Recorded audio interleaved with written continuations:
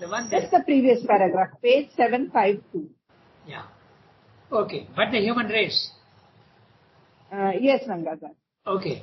We have about 15 minutes. So we'll do that. Yes, we can finish it. We'll start the new chapter next time. That's what I was thinking. Okay. Agreed.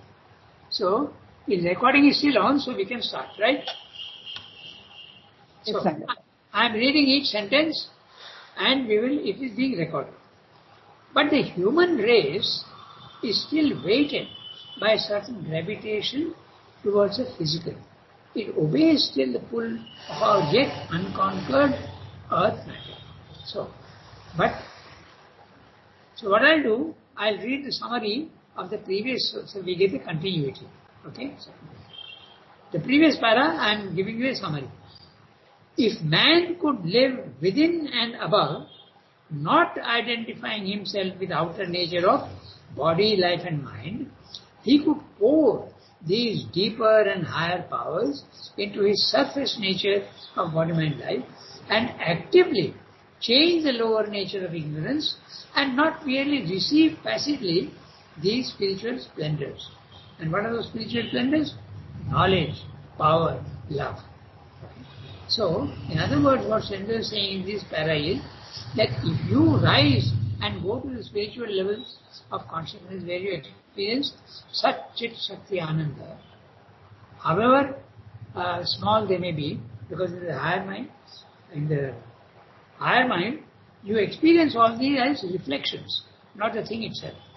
But if you live there, you cannot apply them here. Okay? And I said exactly, you go to America and you get the knowledge of how to do things, but you have to come back to India and then do it here. So you have to apply the knowledge and the power that you've got in the spiritual planes, you have to descend and use it here. But that is very difficult for man. Okay? That is not easy. I tell you, I give you a very good example of Sri Ranga himself. In Baroda, he had the experience of the nirvana. His consciousness rose to the self and he was able to have peace, freedom. But when he is coming down, because he was preparing for a revolution, so he has to be in the physical world. But when he comes down to the physical world and has to deal with practical difficulties, the peace is not so intense as it was above. So he has to make an effort to pull down that peace. And Sri Ranga said in one place that it took him quite some time to stabilize all the knowledge and power that he has got above to be effective in the physical world. It took some time. So that is pulling down. He has also spoken to Nirvana about pulling down the super mind. But before pulling down the super mind, he had to pull down the freedom, the purity, the peace. He had to pull it down into the body. Okay? That took some time. So that's what he's saying. But if you could remain there, and if you could do it, wonderful. But he can't. Okay? If he could do it, he would be capable of becoming a new being, however distant from the final goal. He could initiate the start of a divine life on earth. The signs of coming change are there. Okay? It's not that it's impossible. It is there. What are the signs of the coming change? There is religion, there is occult knowledge, there is supernormal psychological experience, not abnormal experience, but psychological experience, spiritual yogi experience. All these things are there. So, one day it is bound to happen. That's what's interesting in the previous one. Now we'll read the paragraph that we read just now. Is that possible? So, Sri is saying it is possible, but very difficult. But the human race is still weighted by a certain gravitation towards the physical. It obeys still the pull of our yet unconquered earth matter. The tamas, the principle of tamas in matter is very, very strong. Why is that necessary, even spiritually? Because it ensures the stability of forms. Material forms, vital habits, vital forms, and mental habits also, mental thoughts also, they are subject to the principle of stability. And principle of stability is tamas. So tamas is all the time ensuring that the forms don't change too quickly. Okay. Otherwise, stability will not be there in the world. So this is what is happening. That which is a very good thing, the stability of forms, is actually an obstacle to spiritual life. Okay. So tamas is an obstacle to rajas. And rajas forces itself on tamas, and finally even sattva forces itself on rajas and tamas. So they were saying it is difficult. But the human race is still weighted by a certain gravitation towards the physical. It obeys still the pull of our yet unconquered earth matter. It is dominated by the brain mind, the physical intelligence. The physical intelligence is the manas, okay? The material mind, the physical mind, he calls it manas. Thus held back by many ties, it hesitates before the indication or falls back before the too tense demand of the spiritual effort. So spiritual effort is not easy, not even for the avatar. Okay? He has to make a huge effort. And after you make a certain effort, you are tired. So there is a fall. So what you do in the synthesis, he has told you, the torch that you have lighted of your effort, it is extinguished by the wind. And you have to relight the torch. So every time, try remembering the divine through all your life, you will see very difficult doesn't come. Again and again you do that. The Gita also expresses that in this way, that concentrate on a flame, okay? But your mind will stray away. Again pull the mind back to the flame. Concentrate. So this is what you have to do all the time. Okay? So it is dominated by the brain mind, the physical intelligence. Thus held back by many ties, it hesitates before the indication or falls back before the too tense demand of the spiritual life. What is the indication? The indication that a spiritual life is possible. The indication that you can rise to a higher level of consciousness. It falls back before the too tense demand of a spiritual life. It has too, still, a great capacity for skeptical folly. Skeptical folly, okay? You can doubt, okay? In synthesis, if you remember, he says in one place, the effort is so difficult that you wonder, why the hell am I doing this? It would have been much better for me to be a normal man walking in the street and doing the normal things that men do. Why the hell did I start this effort? It is so difficult. He has said that in the synthesis. Okay? So, that's what he is saying. Too tense demand of spiritual effort. It has too, still, a great capacity for skeptical folly, an immense indolence, tamas, okay, unwillingness to act, an enormous intellectual and spiritual timidity and conservatism when called out of the grooves of habit. Even the constant evidence of life itself, that where it chooses to conquer, it can conquer, okay, and he's giving an example. Witness the miracles of that quite inferior power, physical science. Even physical science has made huge progress in spite of difficulties. Then why don't you do that for the spiritual field also? That's what you ask. Okay? It said where it chooses to conquer, it can conquer. Does not prevent it from doubting. You doubt whether it's possible or not. It repels the new call and leaves the response to a few individuals. But that is not enough. If the step forward is to be for humanity. Now note that Shemla is always concerned not only with the individual. The individual is the traditional path. The individual gets his liberation, goes away. It doesn't worry about humanity. But Shemla is constantly thinking of the others. In his tremendous compassion for humanity. Suffering humanity, just like Buddha and Vivekananda also, he has mentioned, they work for humanity, not for themselves. But that is not enough if the step forward is to be for humanity, not the individual alone. For it is only if the race advances that for it the victory of the spirit can be secured. If only one man goes up, the victory of the spirit is applicable only to the individual. But it has to be a race.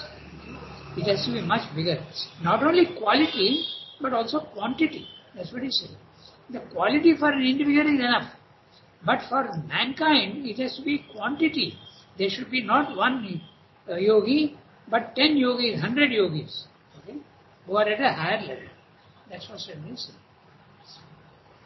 For then, even if there is a lapse of nature, a fall in her effort, the spirit within, employing a secret memory, sometimes represented on the lower side, that of downward gravitation, as an atavistic force in the race. But really, the force of the persistent memory in nature, which can pull us either upward or downward, will call it upward again, and the next ascent will be both easier and more lasting. This we discussed last time, but it was not recorded, so we will discuss this. It's a very interesting principle what he's talking about. He's saying that every effort that you make is not wasted. It is retained. And the secret memory of the effort that you made will help you the next time. You don't have to start from scratch every time. When you take a new body and new life and there's a rebirth, you don't start from zero. You start from where you left off in your previous life. Okay? So, that is the, and we discussed that very interestingly. There are some games where the points that you have gained, they remain with you. As in cricket. Okay? Whatever you have gained, they remain with you. They don't disappear. But there are some games, like snakes and ladders, okay, or like tennis, okay, where you have to start again and again from the base. There are 5 sets. Even if you have won 2 sets, you can still do someday. The nature of spiritual experience is not like that. The nature of spiritual experience is whatever you have gained remains with you underground as a memory. So Sriyanga is saying that even if there is a downfall, the memory will help you. There is a race memory he talks about, okay, elsewhere. The race memory is that which ensures to us that the Vedas are tremendously helpful and great spiritual achievements. But does anyone know what the Vedas are? Nothing. Nobody knows. Sriyanga has translated only one Rig Veda and he has been able to decipher some of it.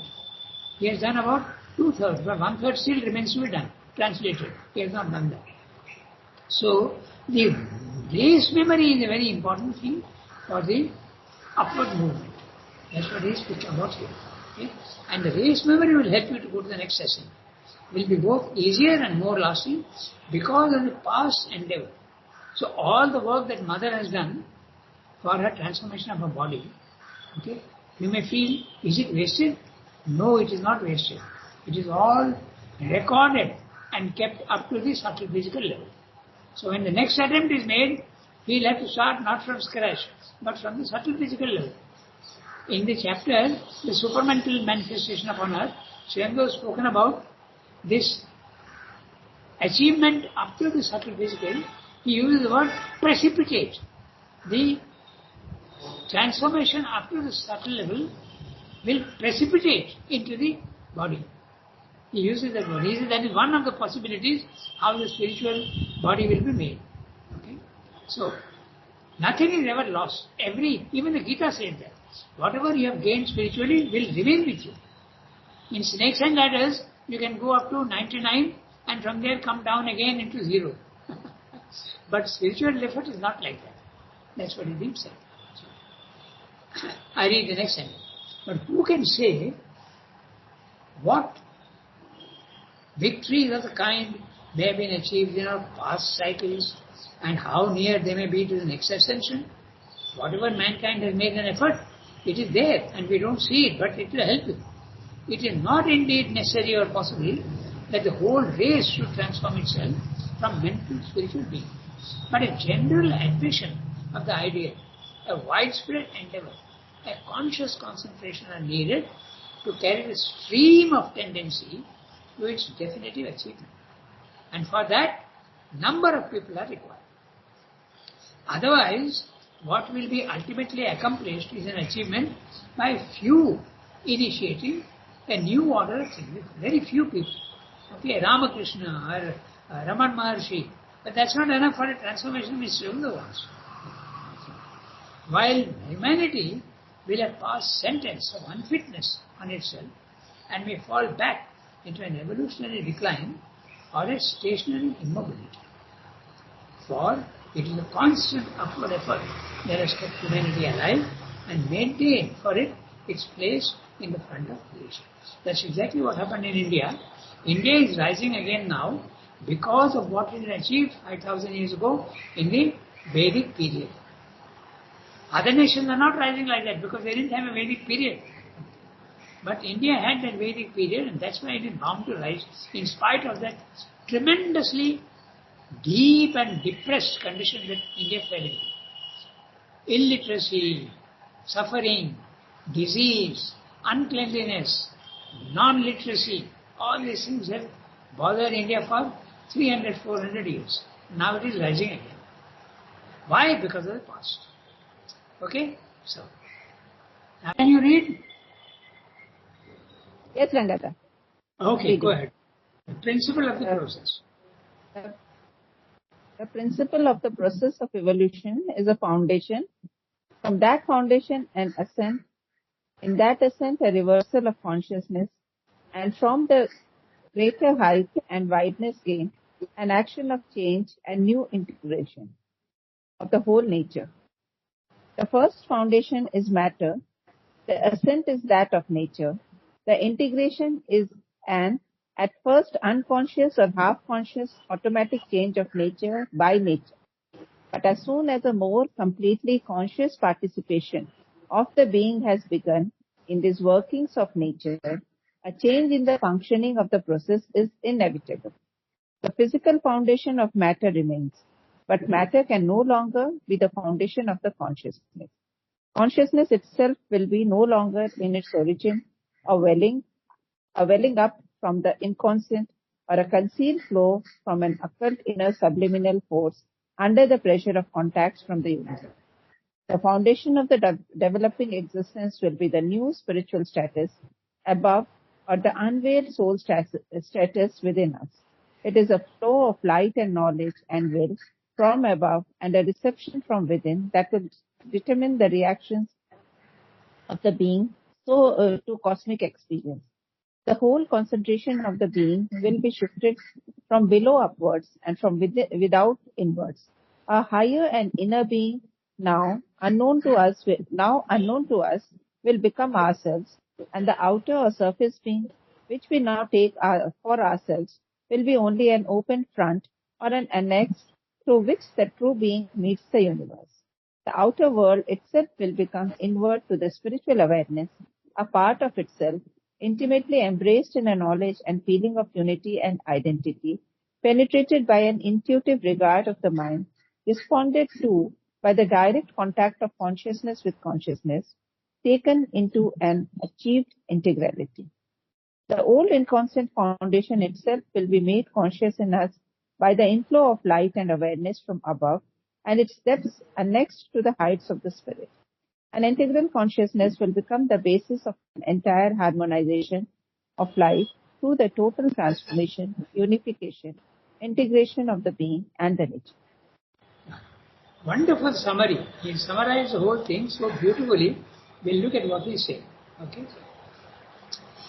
The principle of the process of evolution is a foundation. And that foundation is the inconscient, or if you want to also say matter, it's okay. So it starts from matter. The principle of process of evolution is matter, foundation. And from that foundation, an ascent. Okay? From the lowest, it is slowly climbing up. Evolution is a climbing up of what? Climbing up of what? Of consciousness, of substance, from gross substance to subtle substance, from incapacity to full power, capacity and power, and from suffering and pain to ananda. So this is the ascent. The ascent is all the four. Sat, Chit, Shakti, Ananda. All that goes on rising. Okay? And in that ascent, a reversal of consciousness, and from the greater height and wideness gained, an action of change and new integration of the whole nature.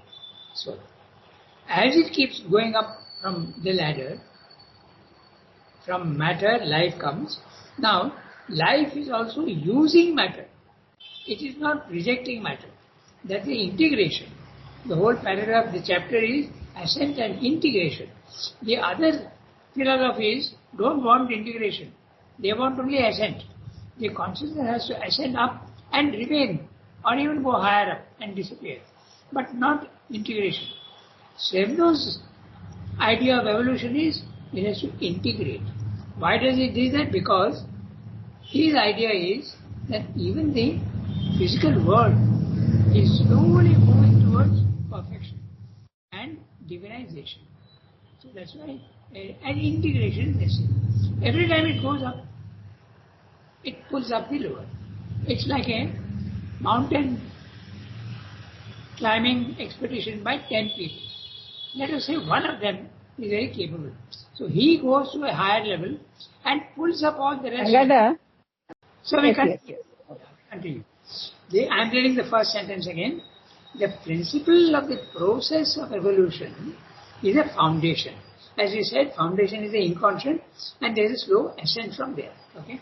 And I told you what is ascending? We must be very clear. It is ascending in matter, in consciousness, in power, as well as in ananda. All of them at the lower level are at a lesser level, and all of them are rising slowly. Okay? And what is meant by substance rising? The gross substance is becoming subtler and subtler and subtler. As it goes up, at the highest level, it is absolutely subtlest. You may wonder why the divine needs subtle. Because when you want to create something, okay, suppose let me say that I'll give an interesting example, but it's very useful to have that. Suppose we want Ratan Tata to make a new car, a Nano, which he did 4 or 5 years ago. Okay, so what does he need? He needs a substance. He needs steel. So the divine also needs a substance to create the world. Okay, number one. Then what else does Ratan Tata need? He needs technology. He needs to know an engineer who knows how to make a car. And what is that for the divine? Consciousness, knowledge. Okay, he knows to know how to make the universe. Then next is power. You need electricity, power to make the car, otherwise you can't. And divine also has got Shakti. So he has got consciousness, he has got Shakti, and he has also got the substance with which to make the universe. Okay? And in the process of making, he enjoys himself. Okay? That is Ananda. So that is why he requires, the divine is also substance.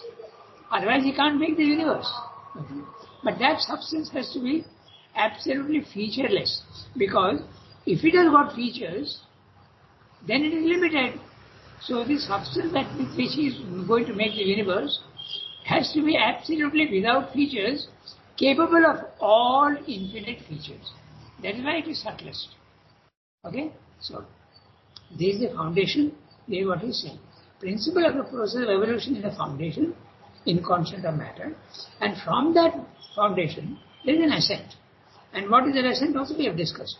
And in that ascent, a reversal of consciousness. At every level, what the consciousness is the opposite. At the lower level, it is ignorance. At the higher level, it becomes more knowledge. At the lower level, it is darkness. At the higher level, it is more light. And this principle is there at all the 7 levels. The next chapter is the sevenfold ignorance, and it happens at every stage, from the lower to the higher. But in many philosophies, they want only ascent.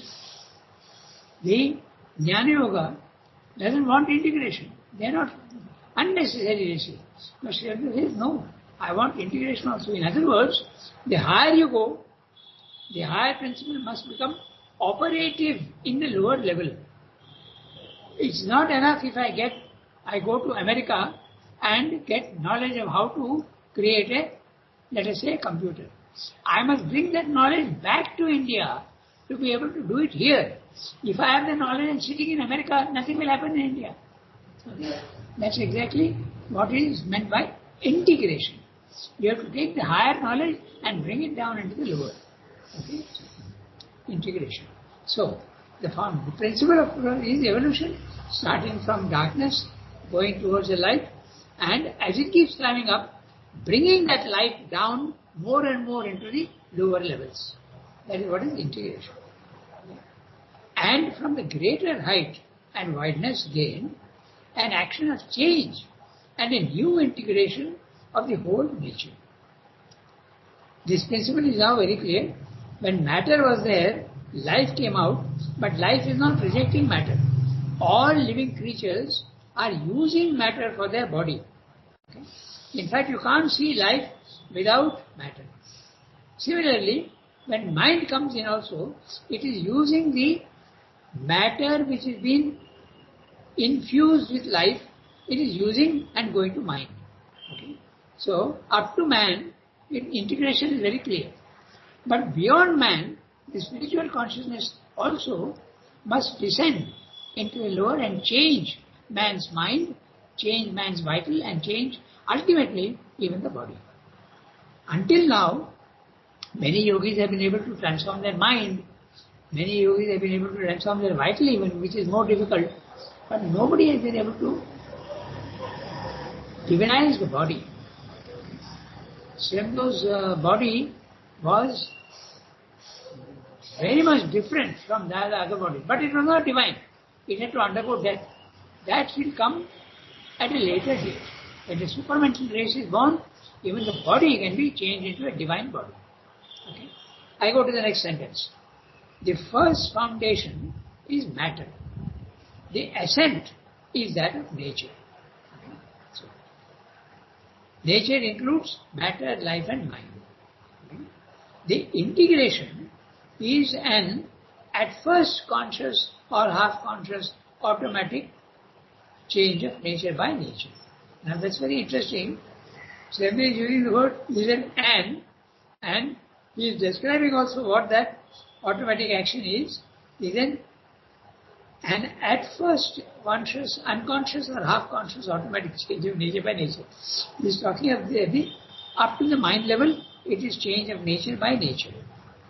Matter is being changed with life, but life also is part of nature. And when mind is also coming, it is nature which is acting by mind on life. But the moment you go beyond mind, it is not nature acting anymore. It's a level 2. Level 2 is spiritual. It's not nature. Okay? Nature is only limited to matter, life and mind. Okay? So, up to that it is unconscious and half conscious automatic action. Now, beyond the mind, it is not automatic. It has to be effort, made by effort and also by spiritual power. You have to go beyond nature. So, but as soon as a more completely conscious participation of the being has begun in these workings of nature, what are the workings of nature? Matter, body, life and mind. Okay. So, a light, spiritual light starts entering the mind, life and body, and when that happens, what is he going to say? As soon as a more completely conscious participation of being has begun in these workings of nature, a change in the functioning of the process is inevitable. The change becomes now a conscious effort of nature. It is still nature because nature has to go beyond itself. It has to abdicate willingly its rule and say, I can't go beyond this, another principle has to come. So the spiritual principle comes in. The physical foundation of matter remains. Okay? That is very obvious. Even when life has come, matter remains. Even mind has come, matter remains. Even when spiritual consciousness has come in many yogis, matter still remains. They are all there, but slowly being changed. Okay? So, until now, when spiritual consciousness comes in, it is able to change the brain matter and life matter, but not matter itself, not as yet. The change of matter will come only with the supramental grace. Okay? In other words, it's an incomplete ascent as yet. The evolution is incomplete as yet. It will be complete, relatively complete, when the supramental race is seen on earth. with a divine body. Okay? And what will the divine body be? Conquest of death, conquest of disease, and conquest of the laws of nature. It will not be subject to gravitation.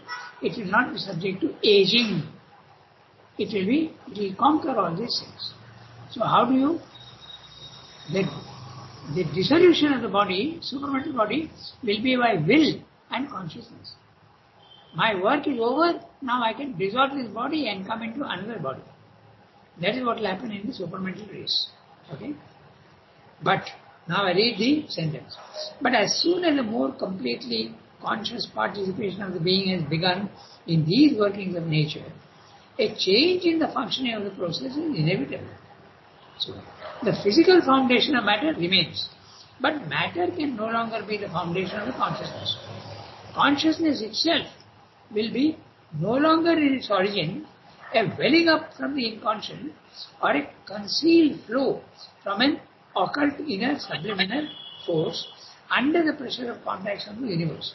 So what Srindu is saying is, up to mind, from matter, life and mind, it's an ascent of consciousness.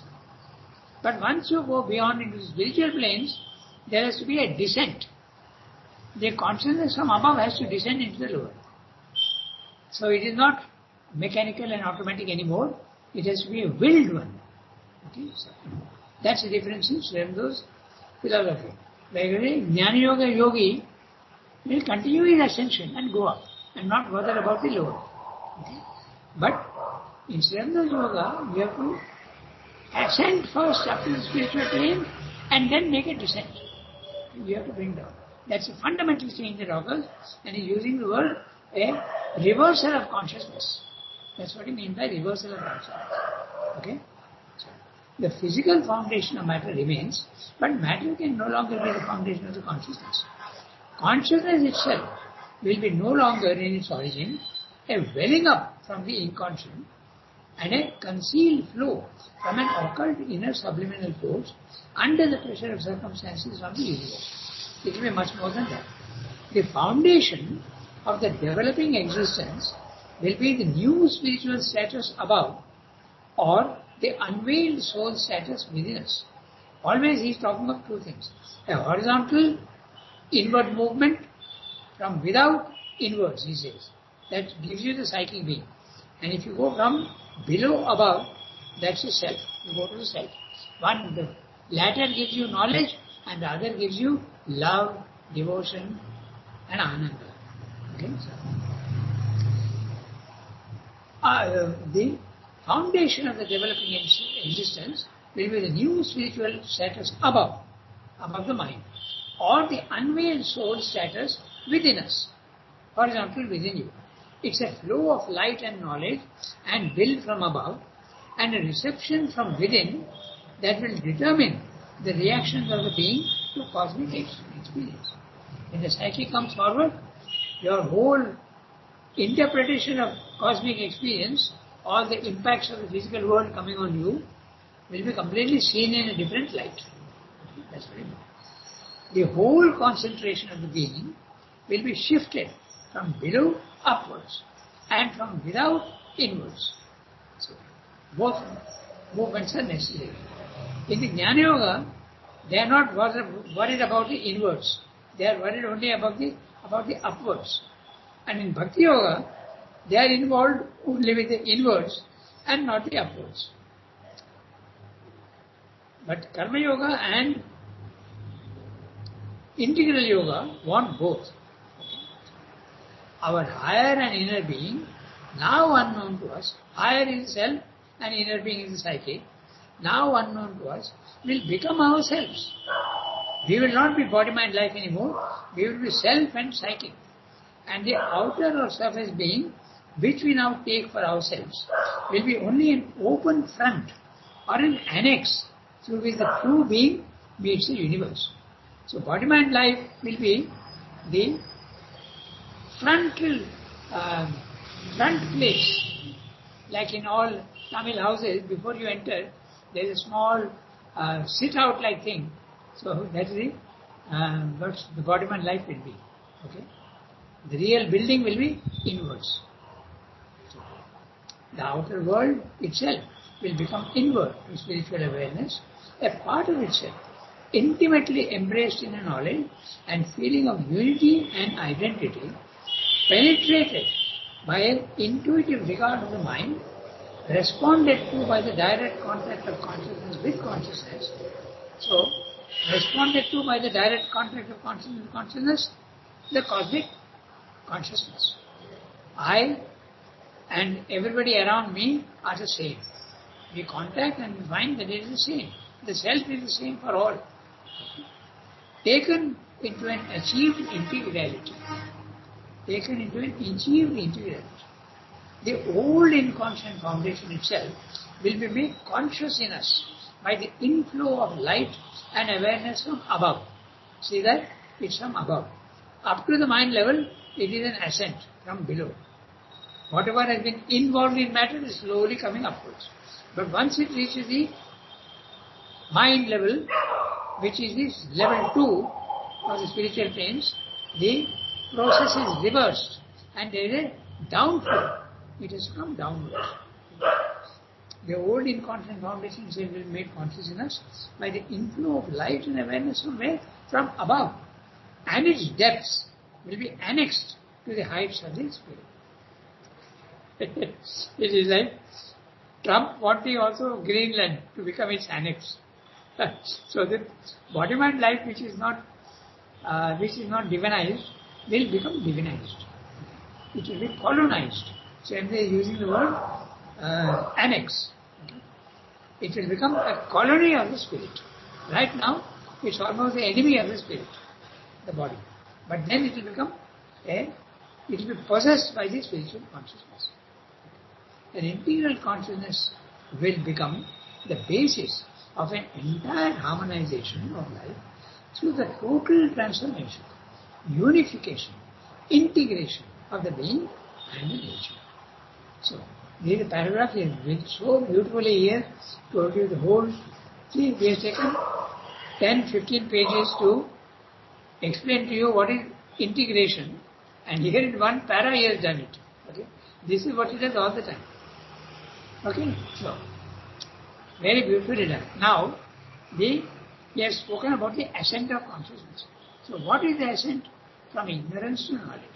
How many stages are there? That's the next chapter. There are 7 stages through which the consciousness has to rise from darkness to light. So that's the next step.